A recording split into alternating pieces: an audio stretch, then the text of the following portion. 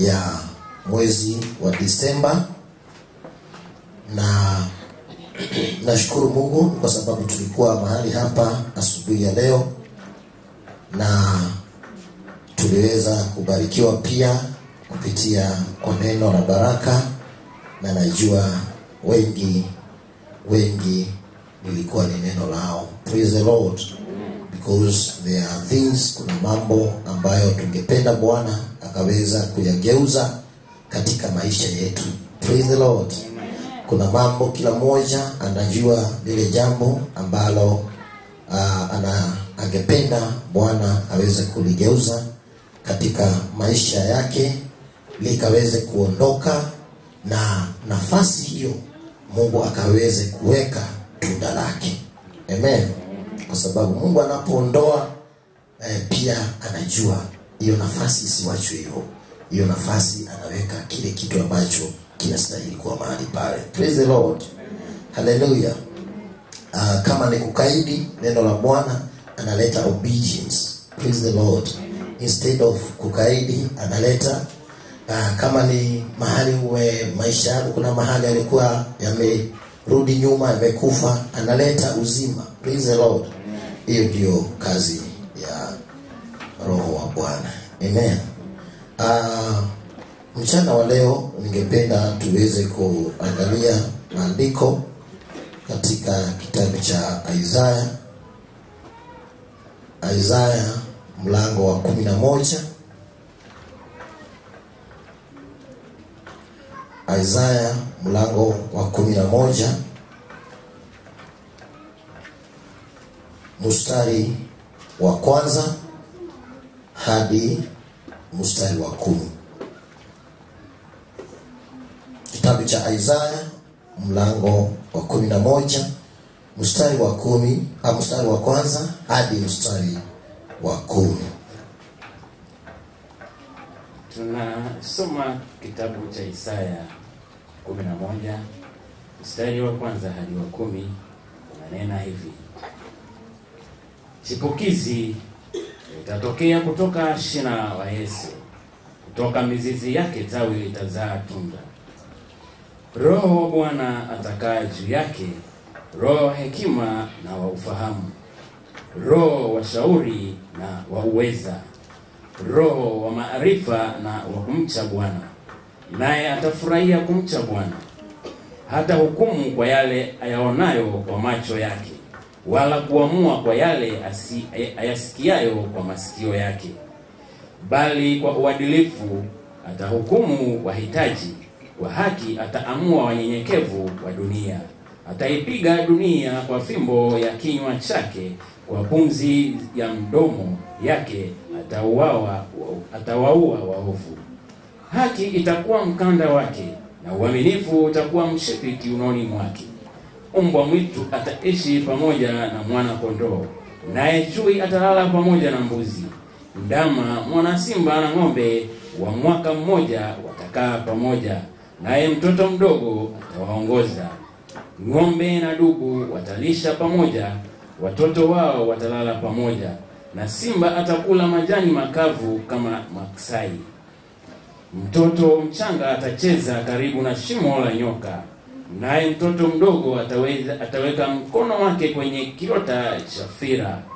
Hawatadhuru wala kuharibu juu ya mlima wangu mtakatifu wote, kwa kuwa dunia itajawa na kumjua Bwana kama maji yajazavyo bahari. Katika siku hiyo shina la Yese atasimama kama bendera kwa ajili ya mataifa. Mataifa yatakusanyika kwake, na mahali pake pa kupumzikia patakuwa utukufu. Mbarikiwe.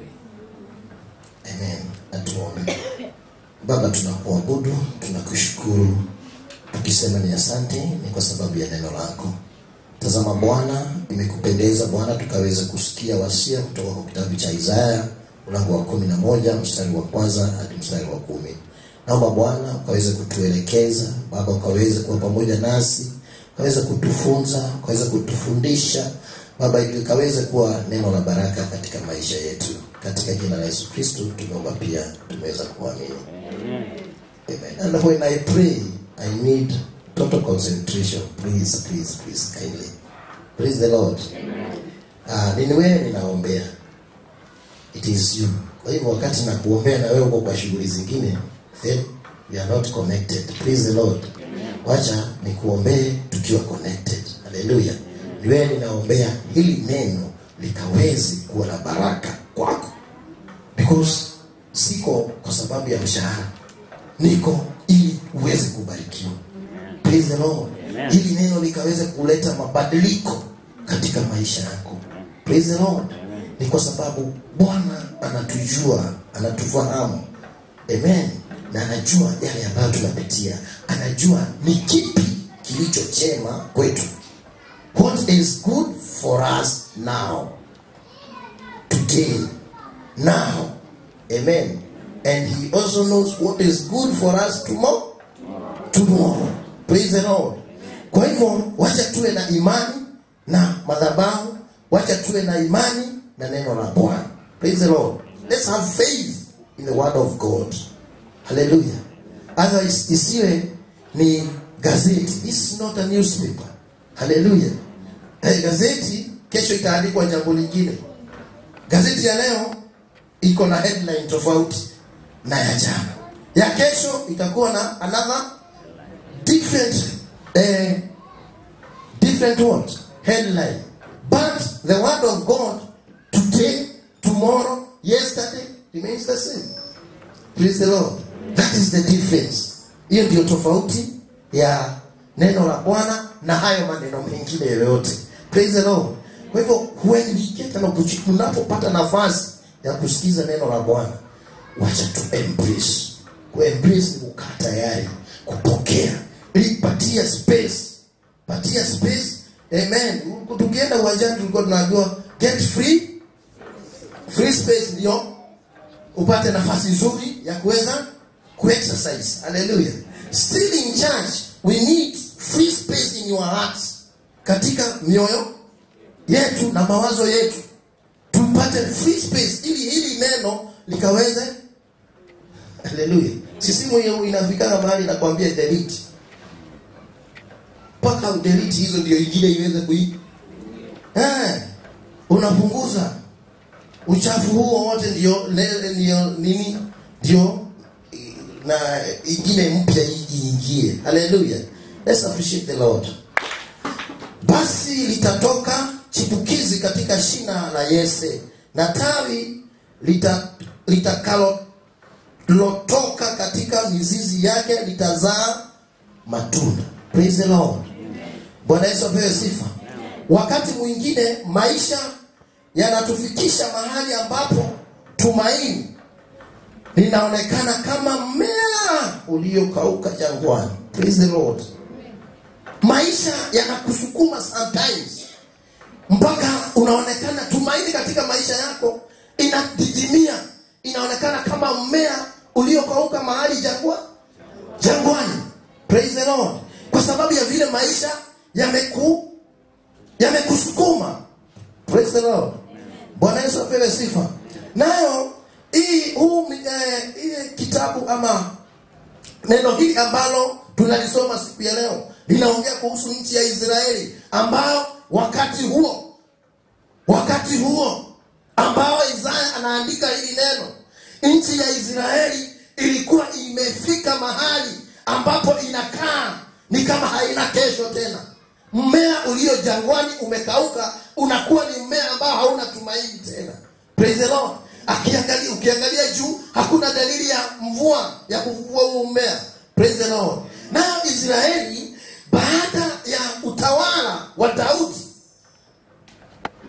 the first king of Israel was, wacha nikusaidie sina wakati. So the second David, the third Solomon, the fourth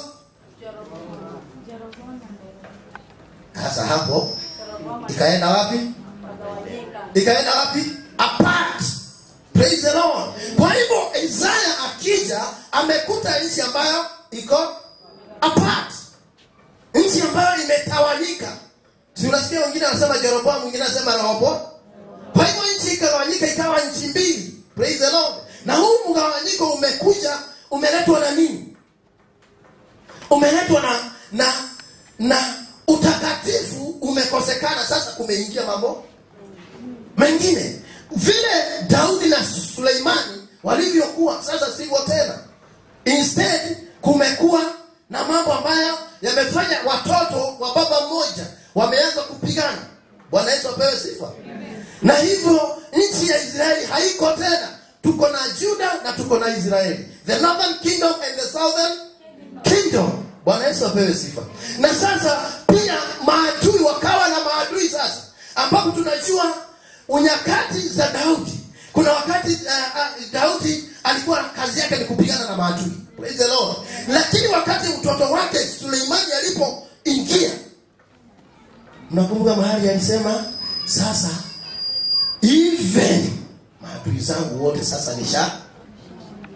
Umsali si wetu. Dhimu ya mwaka gani?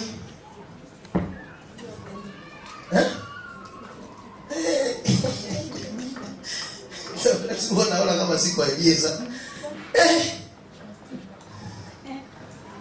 Ya last year ilikuwa the year of, kwa sababu maadui pande huu maadui wameondoka, pande huu maadui wameondoka, pande ile nyingine maadui wameondoka, so there is rest. Huyu ni Suleimani alisema hivi. Tuko kama moja. Lakini sasa andiko ambalo tumesoma, sasa wakati huo umepita. Suleimani hayuko tena. Sasa watoto Rehoboam na Jeroboam wameingia na nchi imekatwa mara mbili. Mara mbili. Praise the Lord. Bwana Yesu apewe sifa. Ile familia ambayo ulikuwa unaijua, watoto wengine wako upande huu na wengine wako upande huu. Wengine wako na mama, wengine wako na baba. Praise the Lord. Wengine wako na babu kule, wengine wako na nyanya. Hallelujah. Na ni familia ambayo ulianza pamoja kwa upendo. Bwana Yesu apewe sifa. Israeli ikawa imefika kiwango gani? Kiwango hicho. Praise the Lord. Ikawa tumaini ya hii nchi tena kusimama tena haiko tena. Bwana Yesu apewe sifa. Na ninaamini hata wewe kuna wakati ambapo inafika vile ulivyokuwa, vile ulikuwa unajua, vile ulikuwa na tumaini katika maisha yako, there is no hope anymore. Vile ulivyoanza Mungu waka, ulianza ukisema nitafanya hii, nitafanya hii, nitafanya ile nyingine. I'm talking to people. Ambao tulikuwa nao hapa Januari. Ambao walikuwa na matumaini makubwa sana. By the end of this year, I have done this and that and that. But along the way, along the avenues, hallelujah, Bwana Yesu apewe sifa, tukakutana na them. Tulijana usiku tulikuwa na them. Lakini sisi hatukuwa kama Jeremiah, hatukuwa na lile neno la Jeremiah, so we feared. Hallelujah. We fear. And now we are hopeless. Tumekauka, tumenyauka. We are hopeless. Na mwaka ndio huu. Na list ilikuwa ndefu namna hii. What to do list ya mwaka Januari.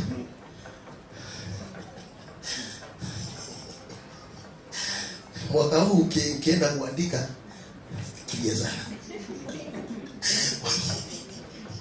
Ukienda kuandika, fikiria sana kuhusu whether it is achievable. Hallelujah. Praise the Lord. Sasa nchi ya Israeli ilikuwa hivyo. Na nafikiri hata sisi siku ya vile tulivyo ni kama nchi ya Israeli. Kuna nyakati ambapo tulikuwa na matumaini makubwa sana. Praise the Lord. Mambo yalikuwa maadui Januari, maadui hakuna pande hii, lakini ikifika Machi Yo mzee amekuja.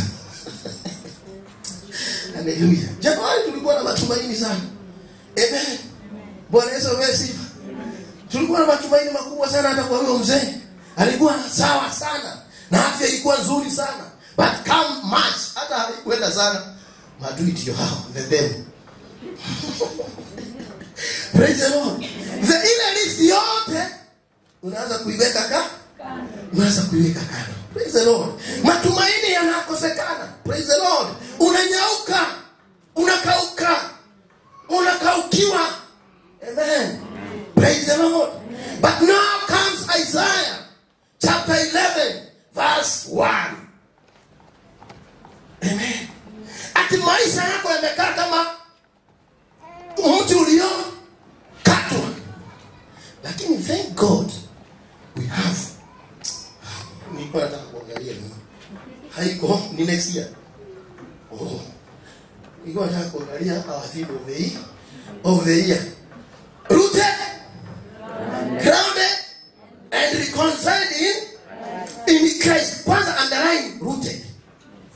Kwa sababu ukiwa na mizizi kuna matumaini ya kuchipuka tena. Lakini without roots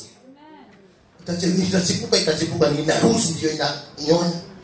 Kwa hivyo hata kikikatwa na kiko na roots, I thank God for the theme of the year. We are rooted. Hata ikikatwa, the stamp will chipuka tena. Hallelujah. Isaiah anasema, anaambia Israeli, anawaambia basi litatoka chipukizi katika shina la Yese. Hallelujah. Tusife moyo. As long as tuna mizizi ya Yesu, as long as tuna wokovu, kuna uwezekano kukatipuka. Hallelujah. Praise the Lord. All is not lost. Yote hajai kwa sababu tuna Yesu. Hallelujah. Praise the Lord. Tuna mizizi ambayo itafuta na tuanze kuchipuka tena. Hallelujah. Praise the Lord. Kwa hiyo nataka ni neno la kututia moyo siku ya leo. Bwana Yesu apewe sifa. Ni neno la kututia moyo. Tushikilie kuwa na mizizi. Ni kwa sababu tukiwa na mizizi kuna uwezekano tukapata matawi. Hallelujah. Likatipuka tawi, dalili ikaonekana katika nyumba yako, dalili ikaonekana. Hallelujah. Praise the Lord. Ukiangalia watoto unashindwa ni yupi katikati ya hawa ambaye atakuja kuokoa hii nyumba. But as long as you have the roots, there is science, there is hope. Kutatokea kitu. Amen. Bwana Yesu apewe sifa. Hallelujah. Bwana Yesu apewe sifa. Kuna matumaini kwa wewe ambao umejuana na Kristo. Amen. Hallelujah. All is not done. Bwana Yesu apewe sifa. Isaiah akaangalia nchi, akaona Israeli imewekwa pamoja na zile nchi ambazo hazikuabudu Mungu. Na ndipo tunaweka hata wewe Mkristo yani unakosa unakaa mpaka hata wewe ni kama mtu wa huko nje tu. Unawekwa class moja. Praise the Lord. Lakini katika hili andiko hakuna mahali tumeambiwa Asiria. Hakuna mahali tumeambiwa hizo nchi zingine. Tumeambiwa nyumba ya Yuda. Nyumba ya mtu ambaye anajuana na Mungu. Na Mungu. Praise the Lord. Halitachipuka huko nje. Hapana. Litachipuka kwa wewe ambao una mzizi wa Kristo ndani ya maisha yako. Amen. Hallelujah. Amen. Neno la tumaini. Ni neno ambalo linatupatia tumaini tena. Amen. Kwa sababu hapa Disemba. Amen. Hapa Disemba ni siku hatari sana. Amen. Tuko na familia ambazo zinatuangalia. Tuko na watoto ambao wanatuangalia. Na wanajua it is season. Bwana Yesu apewe sifa. Hallelujah. Na hawajui them walikuwa macho. Them tumekuwa na wao. Hallelujah. Hallelujah. Amen. Wao wanataka kuona raha. Hallelujah. Bwana Yesu apewe sifa. Kwa hivyo kama mzazi, yani mahali ambapo ulikuwa umebakia, sasa watoto wanakumaliza kabisa. Praise the Lord. But there is hope. Kuna tumaini. Amen. Bwana Yesu apewe sifa. Amen. Siku moja ya katika nyumba ya Bwana. Hebu imagine. Mungu anasemaje? Siku 1000 ni sawa na siku moja. 1000 days. Na 1000 days mwaka mmoja unarudi siku ngapi? 365. Si ndio? Kwa hivyo 1000 days iko ni miaka mingapi? Miaka mitatu. Sio? 1000 years ni miaka mitatu. Miaka hiyo mitatu Mungu anailinganisha na siku moja. Kwake ni like hiyo miaka mitatu. Hebu fikiria 20 ukishukiregesha tuko 25. Regesha miaka mitatu. Mimi siku ilikuwa nini? Regesha. Mkimawaza haraka sana. Regesha ulikuwa wapi? Na yale ambayo umepitia kwa hiyo miaka mitatu. Kwa Mungu is just like one day. Sasa shida yetu ni nini? Kama tunajuana na huyo Mungu, shida yetu ni nini? Si ni kuamini tu. Si ni kuamini tu.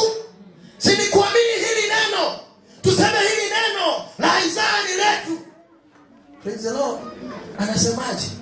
Anaendelea kusema, kiangalia mistari ambayo inafuata.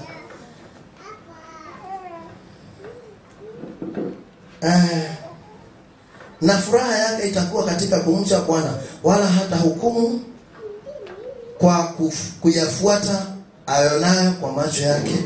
Haya, ukifika mstari wa 5, na haki itakuwa mshipi wa viuno vyake, na uaminifu mshipi wa kujifungia. Mbwa mwitu atakaa pamoja na mwana kondoo, na chui atalala pamoja na mwana mbuzi. Ndama na mwana simba na kinono watakuwa pamoja, na mtoto mdogo atawaongoza. Praise the Lord. Yani kuna wakati ambao unakuja, amen, na umefika na umetimia. Praise the Lord. Ambapo even hao maadui, praise the Lord, mtakaa na wao, mtaishi na wao. Praise the Lord. Hebu angalia unaambiwaje? Biblia yako haisemi kitu. Yangu tu ndio inasema mstari wa 5. Inasema hivi. Mstari wa 6. Mbwa mwitu atakaa pamoja na mwana kondoo. Hao si ndio mbwa mwitu? Hao them ambao tunawaita them. Kanisa kuna watu wajue them ni nini tunaongea kuhusu. Tunaongea kuhusu mstari wa Jeremiah chapter 1 verse 8. Ambao tulisoma tukaambiwa Jeremiah anaambiwa usiogope kwa sababu ya hao. Kwa hivyo maishani kuna hao. Utakutana na hao. Them. Praise the Lord. Bwana Yesu apewe sifa. Na Biblia haijatueleza hao ni akina nani, lakini katika maisha unapozaliwa utakutana na them. Hao ndio hao mbwa mwitu tunaambiwa tutaishi na wao. Amen. Na hawatatukula. Mwana unaambiwa mbwa mwitu ataishi pamoja na mwana kondoo. Ndama na mwana simba na mtoto mdogo ndiye atawaongoza. Kwa hivyo kutakuwa kuna wakati ambapo maisha yako yatakuwa na amani sana. Chai unahangaika unajiuliza huyu neighbor, huyu mwingine, hii shida, hiyo nyingine, lakini kuna wakati ambao unakuja ambao pande zote utakuwa na amani. Pande zote utakuwa na amani. Hata moyoni mwako utakuwa na amani. Maishani mwako utakuwa na amani. Praise the Lord. Bwana Yesu apewe sifa. Kwa hivyo tusife moyo. Amen. Tusife moyo. Amen. Kwa nini tusife moyo? Kwa sababu kuna mmoja ambaye tumejiitanisha naye. Amen. Simba wa Yuda. Huyo ndiye anatufanya tuchipuke tena, kwa sababu tuko na mizizi. Hallelujah. Praise the Lord. Bwana Yesu apewe sifa. Hili neno ni la kutupatia tumaini tu. Amen. Hallelujah. Lakini tujue ya kwamba Ndio Mungu aweze kuhukumu nchi ya Israeli, ni kwa sababu waliacha njia zilizo njema, waliacha njia takatifu, wakaenda kwa njia ambazo hazistahili, wakafanya kama vile majirani wao walivyokuwa wakifanya. Praise the Lord. Bwana Yesu apewe sifa. Wakati waliitisha mfalme, Mungu aliwaonya kupitia kwa Samueli. Haleluya. Na akaambia mmetamani tu kuwa kama majirani zenu, naye mfalme atakuja, atawaelekeza hivi, ataenda hivi, ataenda hivi, ataenda hivi. They were warned. Praise the Lord. Bwana Yesu apewe sifa. Kwa hivyo Israeli haihukumiwi kwa sababu hivyo tu. Praise the Lord. Ni kwa sababu pia walimuasi Mungu. Amen. Walimuasi Mungu. Praise the Lord.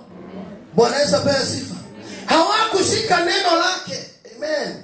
There was injustice, there was idolatry in the nation of Israel. Hallelujah. Na ndiposa wakahukumiwa pamoja na zile nchi zingine zote ambazo zilikuwa mbali. Lakini Isaya nabii aliposimama, amen, Mungu akanena naye, akamwambia, sitakuhukumu wewe ambao unajuana na Kristo kama sawasawa na yule ambaye hajajuana na Kristo. Praise the Lord. Ndiposa hili neno ni lako wewe ambao unajuana na Kristo. Praise the Lord. Kwa sababu wewe una mizizi, you have the roots. Amen. Kwa hiyo hii hata ikikatwa, kuna uwezekano iweze kuchipuka tena, kwa sababu mizizi bado inavu. Praise the Lord. Bwana Yesu apewe sifa. Nawe mizizi yako itavuta ama itachovya maji ikiwa wapi? Praise the Lord. Itachovya kivipi? Amen. Bwana Yesu apewe sifa. Sayansi inatufunza kwamba miti ya jangwani sio sawa na miti ambayo iko kando kando ya mto. Kwa sababu gani? Mti wa jangwani unakuwa na kitu inaitwa tap mzizi ambao unaenda chini sana ili ujitafutie nini? Haleluya. Ili ujitafutie maji. Haleluya. That is survival tactics. Lakini mti ambao uko kando kando, hata huwa unaongoa tu kando kando ya mti, si unaenda hata ukibebwa na maji unaenda kujishikilia, unaenda naye. Ani mti. Amen. Kwa sababu mizizi yake ni haleluya. Praise the Lord. Lakini when tough times comes, we should be like desert trees. Haleluya. Lazima tuwe tough kama miti ya jangwani. Haleluya. Bwana Yesu apewe sifa. Lazima tuwe na uvumilivu kama miti ya jangwani. Haleluya. Lazima tuende ndani sana kwa maandiko. Majaribu yanapokuja lazima tuwe na taproot ambayo tunaingia sana kwa maandiko. Amen. Siko kuzaguza hapa juu. Nakuja kuzaguza hapa juu. Kuzaguza hapa. Hapana. Maisha yako yakiwa na majaribu haistahili ukae kikawaida. Inastahili uwe na taproot. Amen. Ya kutafuta kwa undani. Amen. Na nashukuru Mungu. Kanisa la Elieza, we have a taproot. Taproot. Taproot ambayo inajua mpaka huko chini ni madini gani yako hapa. Ni madini gani katika maisha yako. Amen. Praise the Lord. Mtoto mchanga, mtoto mdogo, hope, talim, furaha, hope. Wachana talim sana kama hope na furaha. nyumba sikae tu hivyo. Bwana Yesu apewe sifa. Hiyo nyumba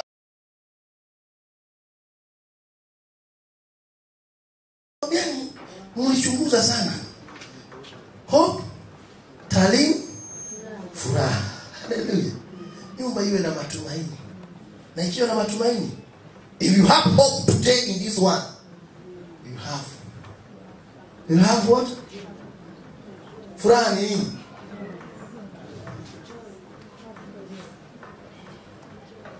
Mimi nilouliza happiness na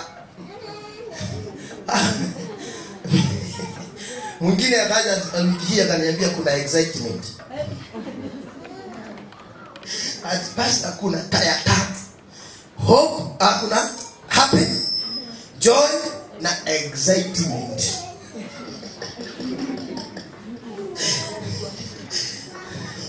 Sasa ni wewe uchague unataka gani? Hope, happy, joy and excitement. You are excited. Excitement comes and goes. Praise the Lord. Tumekuwa excited sana na pastor. Tumekuwa excited na pastor. Lakini akiondoka unaacha kafu. Sinaisha. Excitement goes. The moment huyo mtu anapoondoka na sarakasi zake.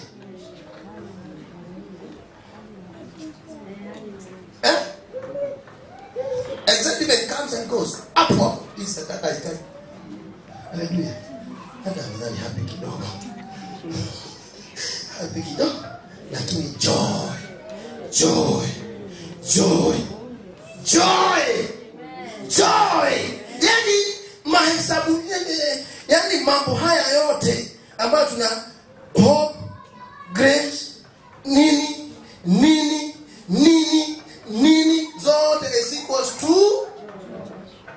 Kwa hivyo joy ni mtu aina gani? Ni mtu hivi.